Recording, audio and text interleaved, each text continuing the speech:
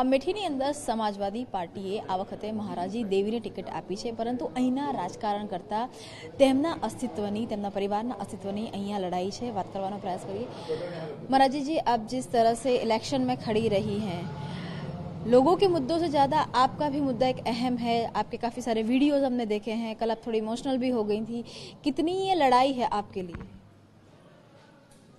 हमारी लड़ाई ज़्यादा कुछ नहीं है। हम अपने पति के न्याय के लिए जा रहे हैं और जनता के बीच में जा रहे हैं। जनता से अपील कर रहे हैं कि मेरे पति को न्याय कराएं, हमारे पति को न्याय दें।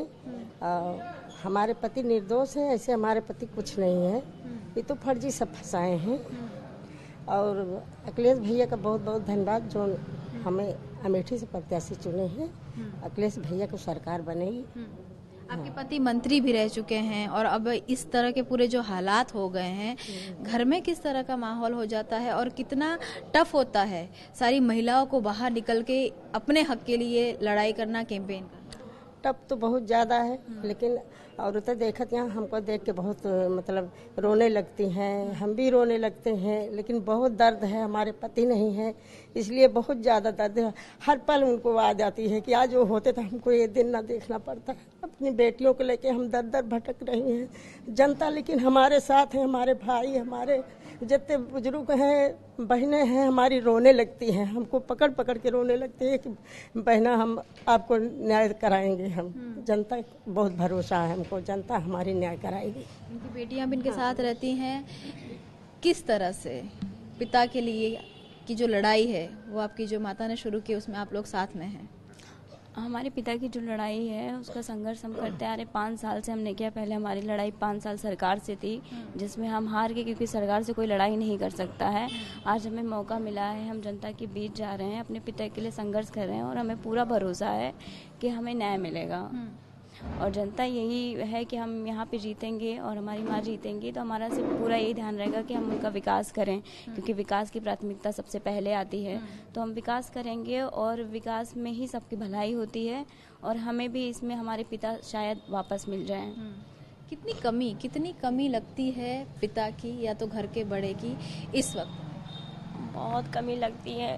हमारे घर के में मुखिया थे मेरे पिता। अब हम बताइए, हम 2 बहनें हैं, पिता नहीं है तो हम लोग कैसे रहेंगे? हर पल उनकी याद आती है और जनता के बीच में तो और भी ज़्यादा याद आती है कि मेरे पिता होते तो आज हम लोग को यहाँ नहीं आना पड़ता। बेटियाँ बाप के करीब होती हैं, भाई तो ऐसे बोलते रहते हैं, लेकिन बेटियाँ सबसे ज़्यादा करीब होती हैं। हर पल याद आती है। मेरी माँ तो हमेशा रोती रहती हैं। हम 2 बहनें भी ऐसे ही हैं। एक वक्त था जब मंत्री जी का परिवार इस तरह से पूरे परिवार को देखा जाता था। कहीं न कहीं जो पूरा केस बैटल हुई है, कहीं लोग भी ऐसे हैं कि जो कहीं आरोप लगा रहे हैं, कुछ अलग तरीके से देख रहे हैं। हम आरोप पे विश्वास नहीं कर सकते, सब झूठा है, सब झूठा है। महिला बोल रही है कि हमारे पिता समान है, लेकिन सरकार के दबाव में कोर्ट भी नहीं सुनी, मेरी सरकार भी नहीं सुनी और मेरे पति निर्दोष है। हम कभी नहीं मान सकते कि मेरे पति दोषी हैं। हमारे जनता से पूछ लीजिए कि मेरे पति दोषी नहीं है। आपके पिता हैं, आपको क्या लगता है? मेरे पिता निर्दोष है, मुझे बहुत अच्छी तरीके से पता है, यहाँ के हर लोगों को पता है हमें, ठीक है, कि वो निर्दोष है।